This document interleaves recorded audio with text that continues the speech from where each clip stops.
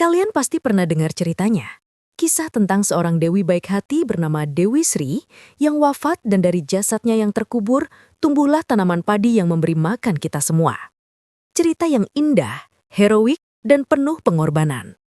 Karena kepercayaan inilah lahir berbagai pantangan. Dilarang berisik di sawah, dilarang menjual padi di malam hari, dan ular sawah dianggap sebagai penjaga yang tidak boleh diganggu karena ia adalah jelmaan adik sang dewi, Sedana.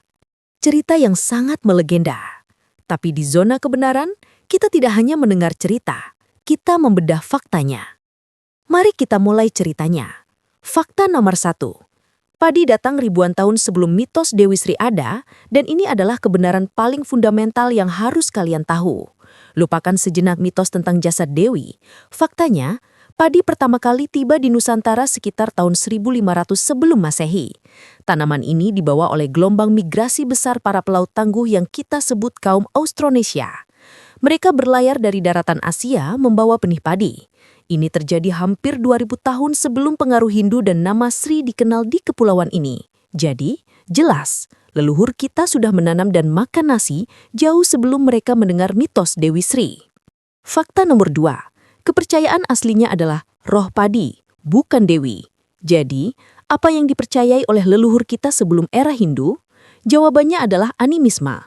Mereka percaya bahwa semua hal yang menjadi sumber kehidupan memiliki roh atau kekuatan, termasuk padi. Mereka tidak menyembah dewi dari kehayangan, tapi mereka sangat menghormati roh padi atau induk padi, sosok gaib perempuan yang mereka yakini bersemayam di setiap bulir padi. Di tanah Sunda, sosok purba ini dikenal dengan nama Nyi Pohaci, Sang Hyang Asri. Ini adalah kepercayaan asli Nusantara. Fakta nomor 3. Nama Sri adalah hasil branding budaya. Lalu, dari mana nama Sri muncul? Sekitar abad keempat Masehi, pengaruh Hindu masuk ke Nusantara. Mereka memperkenalkan konsep dewa-dewi, termasuk Dewi Laksmi, sang dewi kemakmuran dan kekayaan, yang punya nama lain Sri. Nenek moyang kita yang cerdas melihat ini. Mereka melihat kemiripan antara ibu padi mereka dengan Dewi Sri. Alih-alih mengganti kepercayaan lama, mereka melakukan akulturasi, penggabungan budaya.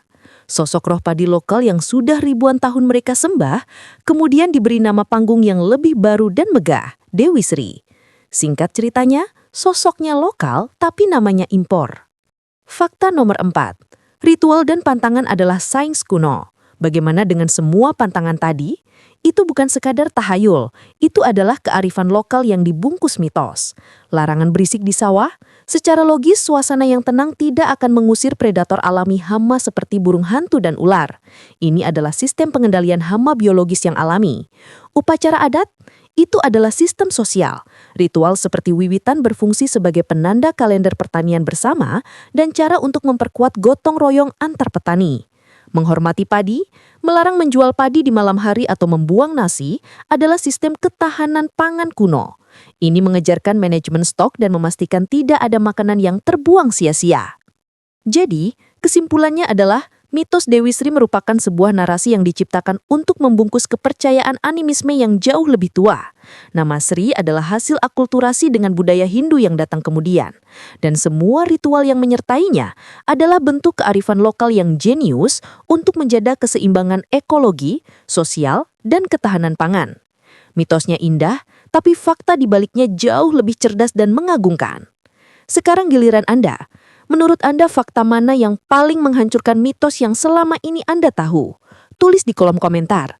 Terima kasih sudah menonton, jangan lupa like, komen, dan subscribe kanal Zona Kebenaran. Dan jangan lupa juga follow akun TikTok Zona Kebenaran juga. Sampai jumpa di pengungkapan kebenaran berikutnya.